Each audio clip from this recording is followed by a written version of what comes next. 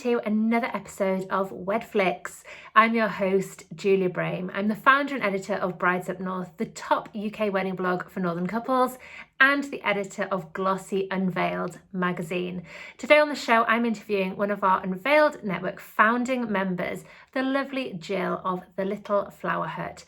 She's a floral designer based in Yorkshire, and her blooms are just to die for.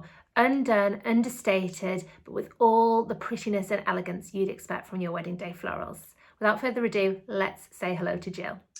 Okay, so hi Jill, and welcome to the show today. How are you today?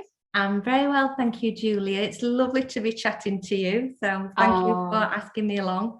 No, it's such a pleasure to have you here. So Jill is one of the members of our Unveiled network of wedding suppliers. She is a wedding florist based in Yorkshire, and her company is called The Little Flower Hut. I've got to know Jill very well over this last year of working together in Unveiled network, and it's been such a pleasure.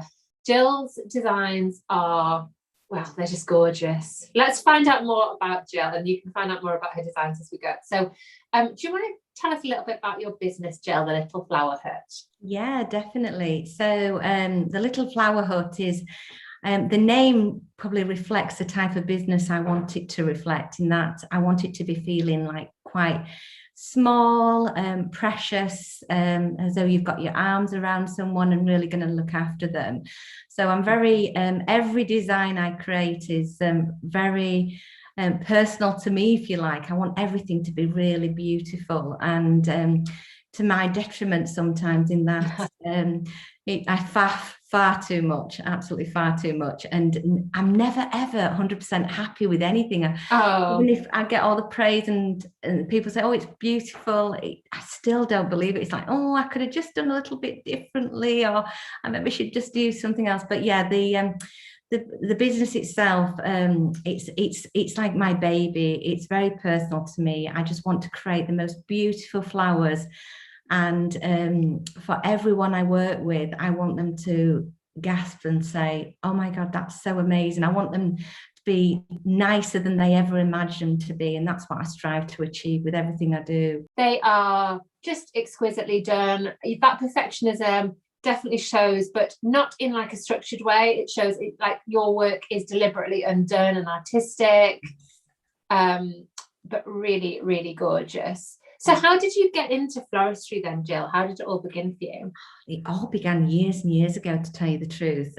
Always had a love of flowers. My mum was a really big gardener, as was my grandma, and they had, my mum always had a big garden, my grandma had an orchard, and just grew up around flowers, and my mum knew all the names and everything. But she was really cool with it. My mum, she used to like try new things all the time, and I used to have an attempt. I was always rubbish at growing, but always just loved playing with the flowers. So it stems from years ago. And I think it's like anybody's passion. Sometimes there's always something what starts from a very early age. It's a love they have.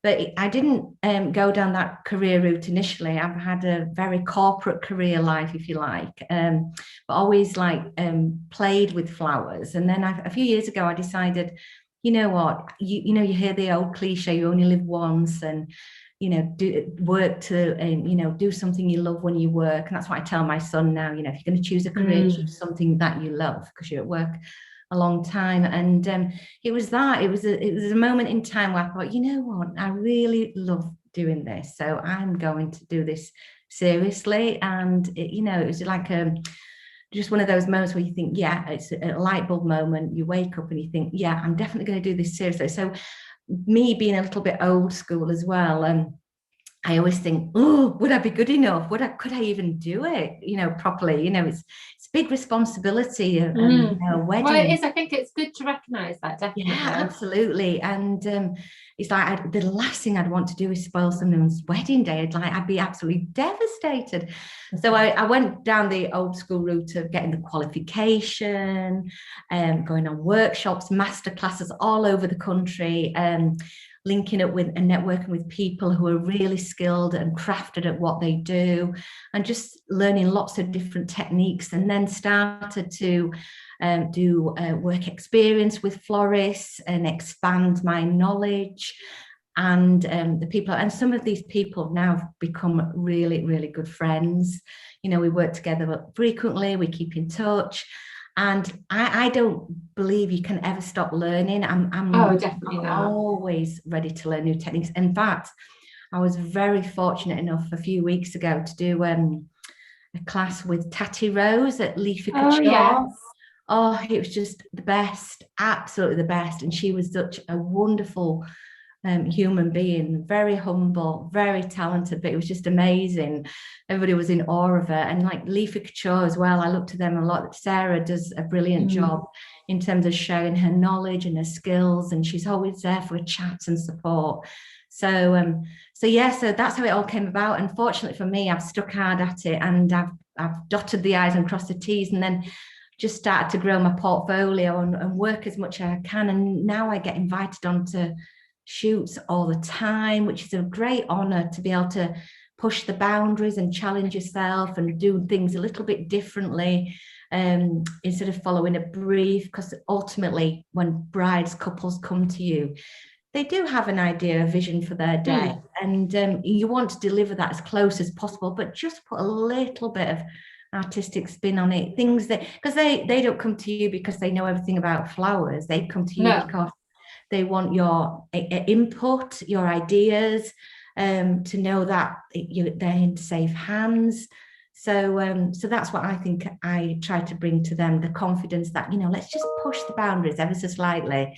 But trust me, it'll be absolutely gorgeous. So yeah, exactly. I think like your all that hard work, it's really worth it to get involved in these things. And like you say, like the relationships you've built, obviously, that leads to work down the line and referrals if someone can't do a date or whatever, but also to all this kind of like networking with photographers for the shoots and things like that. I just love it. Makes me so happy to hear this, because your work is just so good. And the thing is, when you're being involved in these things and people see the quality of the work, then they invite you again and again, and you build up the images, and then you share those, and then you see more and more, and it just becomes this huge, amazing awesomeness snowball of excitement. And the more people that are like in the industry seeing what you do, the more couples will see it, and you'll become an established name. And I think actually I'm really proud of you, because Jill's done my Insta alchemy course, and was like a star pupil, and it's been amazing. I can't wait to get my hands on working with you for a magazine shoot. No, it's and I must admit, if it hadn't have been for, and I remember speaking to you this time last year about joining Unveiled. Oh, am I, is it too early for me? What will I get out of it? And honestly, it's the best decision I ever made. That network is the most supportive bunch of people, the most creative, experts in their field, and the breadth of knowledge in there is vast, in terms of people who are new to it, people who've been doing it for years, whether it's a photographer, a planner, a venue, a florist. Everybody's there to share and just help one another. And it really warms my heart, especially when there's something going on in the chat and somebody needs some support and some help. And everybody's on it straight away, and it's just absolutely brilliant. So what I find very funny is that there's always like an answer to everything. So whatever the obscure request is, then someone's always got someone who knows something. I just love that. Absolutely. It's better than I expected it to be, actually. When I started it's like it was a seed of an idea, and it really has grown. So I'm just excited to see like where we can take it now that we're opening up, and what kind of new, because we're so used to doing Zooms and trainings and all that sort of stuff, and I'm excited to see where we go, just like I'm excited actually, Jill, to see where you go with things and kind of how this all opens up for you. So let's talk about your signature style. So what would you say is like your vibe when it comes to wedding flowers? So in terms of my vibe, I don't like to label it, but I definitely like things which are very pretty. Organic, I'd say. I have a very loose style. I always say to brides, and a lot of brides come to me for my style. They like what they've seen, and they say, I want it to look just like that.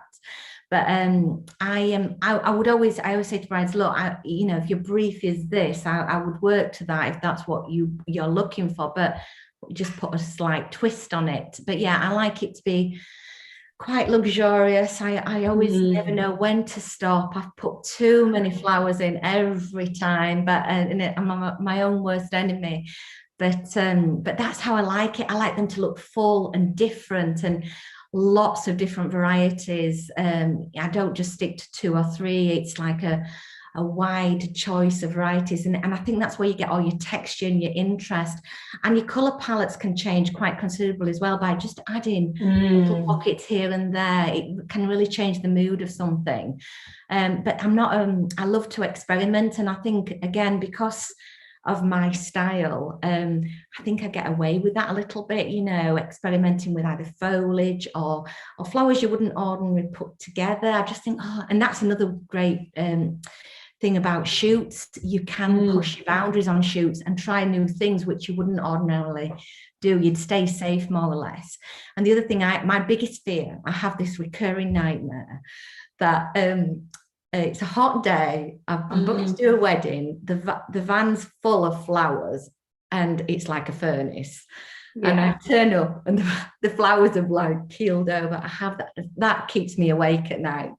I know it's never going to happen, because obviously you put things in place so it would never happen. But similarly, what I do is when I buy flowers, doesn't matter what it is, I'll play with them for weeks and weeks and weeks in terms of conditioning, different temperatures, just to test them out, and you know which are the ones you're safe with and which ones you think, that was a hot day in August, even though it's beautiful, there's no way I would use it, you know. Or that's interesting, because it's a science as well as an art then, isn't it, floristry? Yeah, flowers are very unpredictable.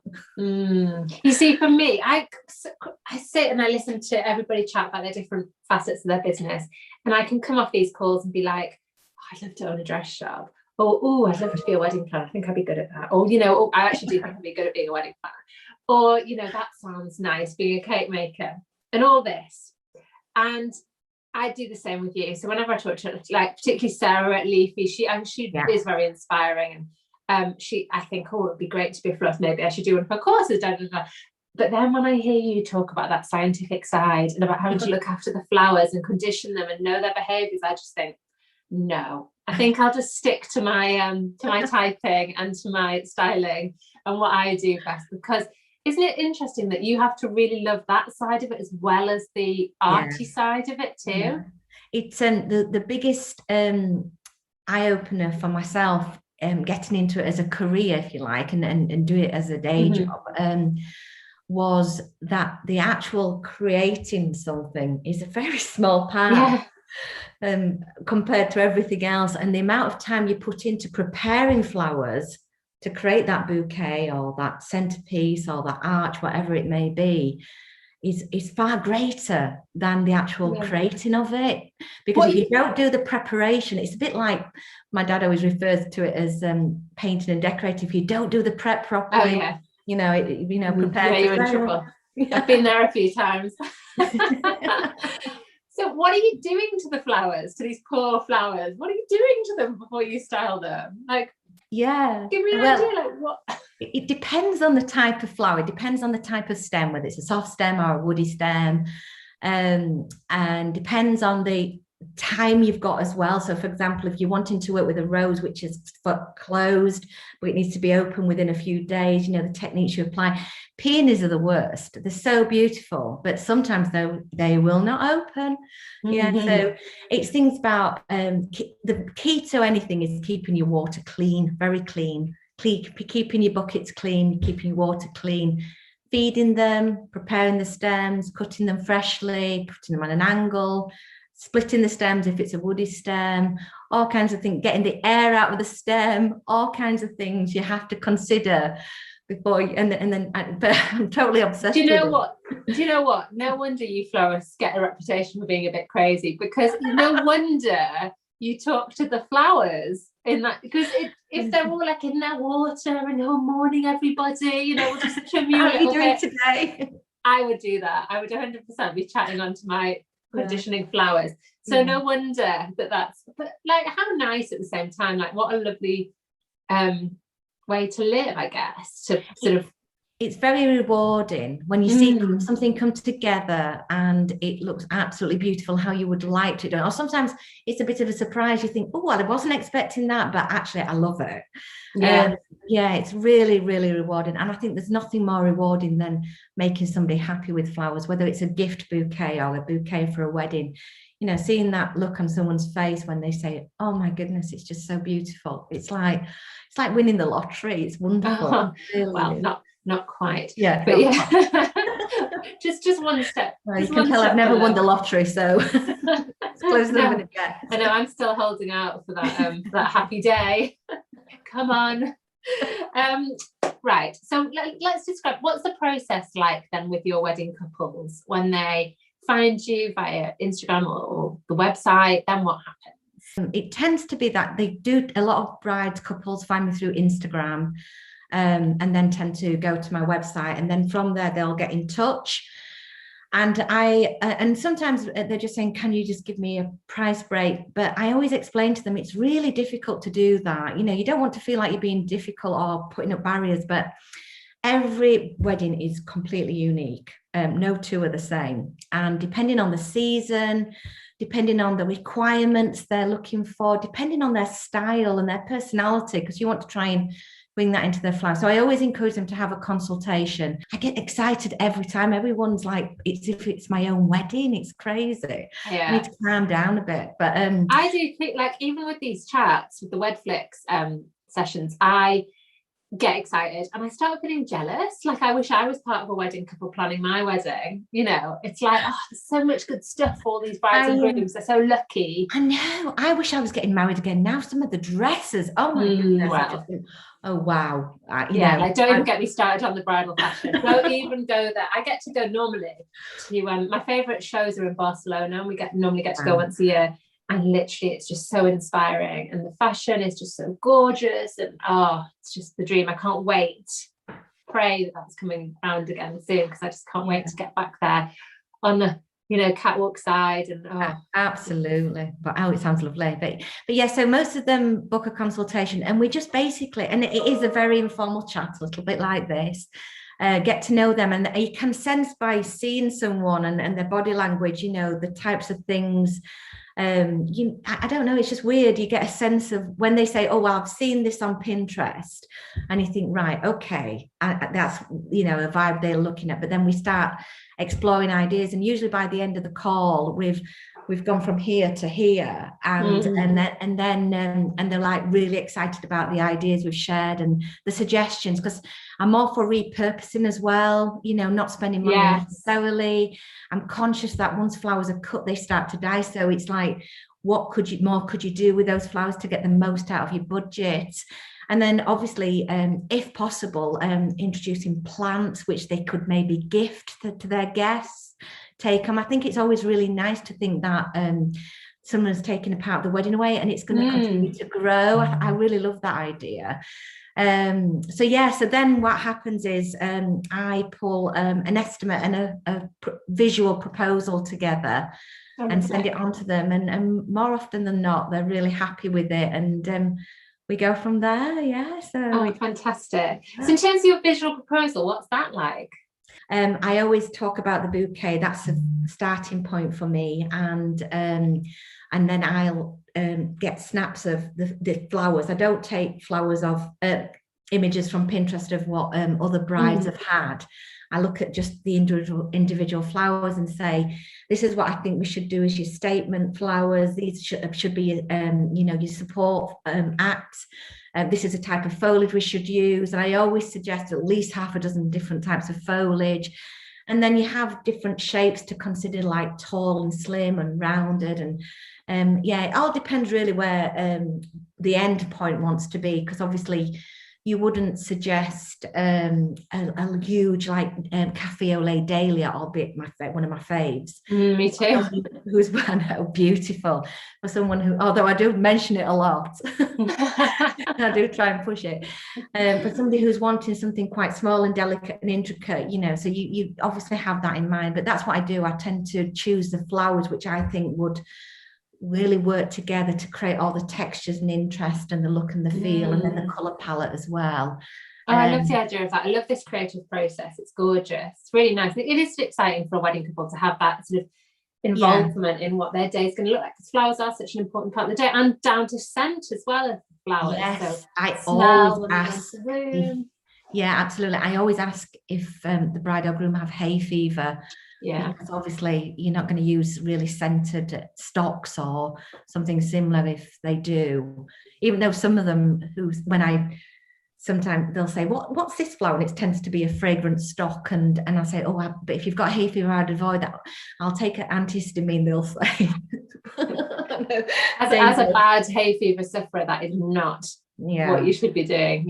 Take the florist's advice, because there's often like an alternative, isn't there, or something you can put in instead. Absolutely. And it's same for like regardless of the season, there's alternatives what look very similar in different seasons. So I think as long as you know what they're trying to achieve and what the image they've got in their head, and I think as long as they can trust you, then I think you can use a lot of different varieties. Definitely. I mean, as well, each to their own. But this is like the things we've talked about so far in this conversation is exactly why I'd never suggest someone does their wedding flowers themselves, because there's so much that goes into it apart from just buying some flowers and putting them in vases, or in foam or whatever, or cages or whatever you want to use, because it's just all this knowledge really that they're buying, as well as the actual assembly of the arrangements, isn't it? There's just so much backup.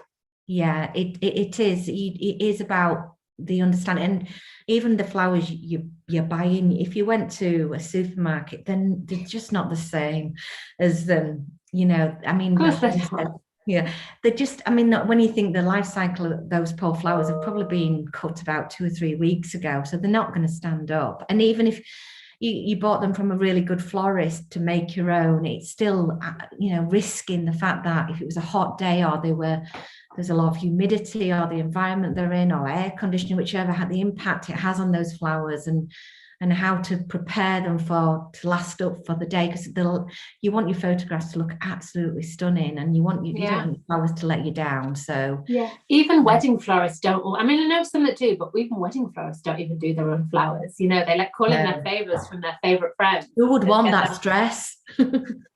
No, thank you very much. Jill, so we talked briefly there about seasons. So what's your favorite season to work in? I know this is a hard question, but that's why I like it. Definitely autumn. Okay, not a hard question then. Not a difficult question. Autumn's my favorite season, and it's my favorite season for personally, and for flowers, and for weddings, because for several reasons. The variety of flowers which are available at that time of year are immense. It's probably the most abundant season in terms of colours and varieties. And that's when dahlias are available in all their glory. And there's so many different types and colour palettes, and they're just amazing flower. They really are. They are beautiful, aren't they? They're just, if anyone who doesn't know a dahlia, like Google it, but they're like kind of the structured, they're either like a sort of splaying flower, or they're really kind of concertinated. I like both types. Yeah, me too. And they do look well together as well. And I think maybe, some people maybe think, a dahlia is old fashioned, because I think they do have a similarity to a chrysanthemum, but they are completely different. But they're beautiful, and I love working with them, and they never let me down as well. They're like, I can trust them. But also the weather's getting a little bit cooler. You don't have the same stress as you do in hot weather, because that is one of my biggest stresses. I think I can tell. The heat, is not a friend of flowers at all.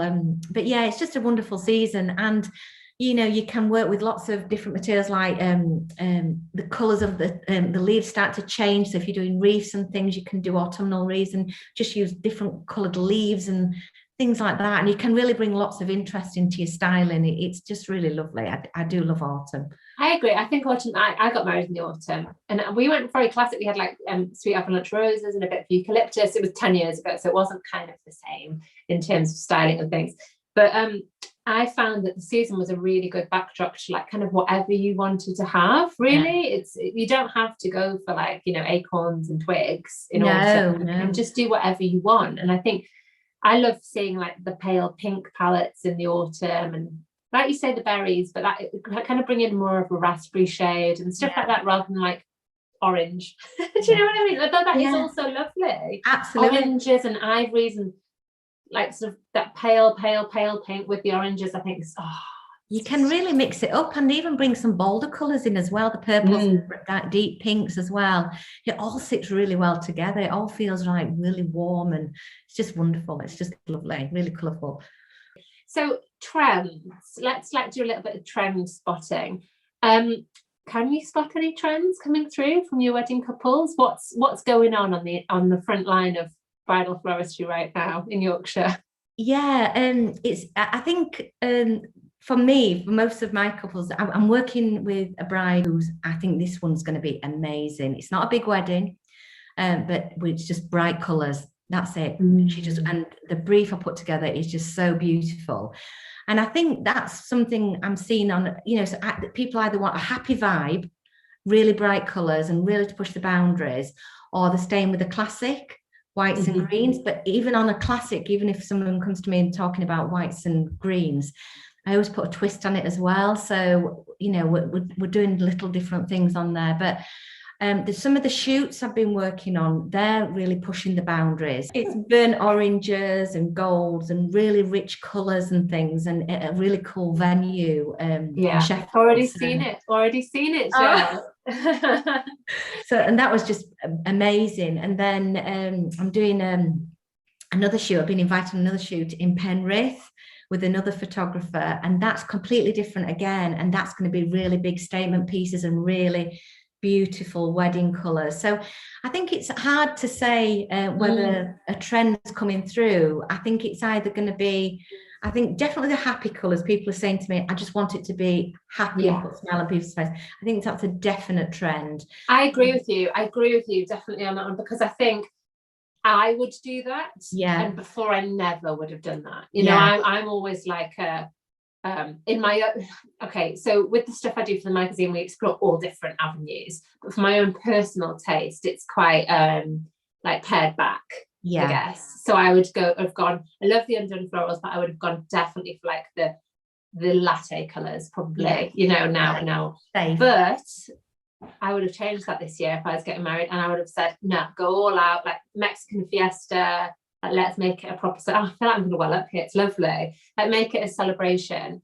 So I totally agree with that. In fact, the next issue of Unveiled, we're going to call it somewhere along the lines of the happiness edit. And I want like smiling models at every shoot, and I want it to be just like glorious and exciting and bursting with energy, which is what I think we all are at the minute. Yeah, absolutely. And I do think you've spotted a trend there with like your mustards and your sort of deep reds and mustards, like the 70s palette, but a little bit. Definitely 70s.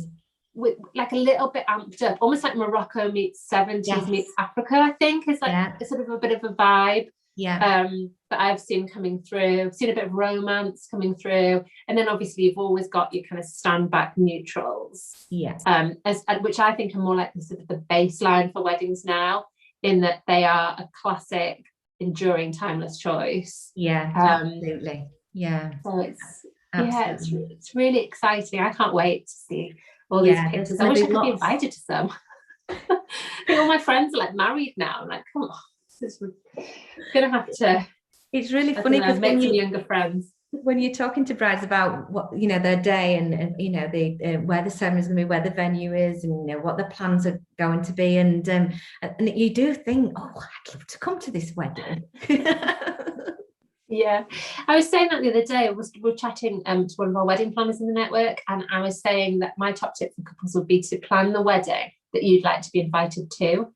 So don't like worry about what people think. Like, what wedding would you go to and be like, oh, this is cool? That's a really good idea. Like, do that.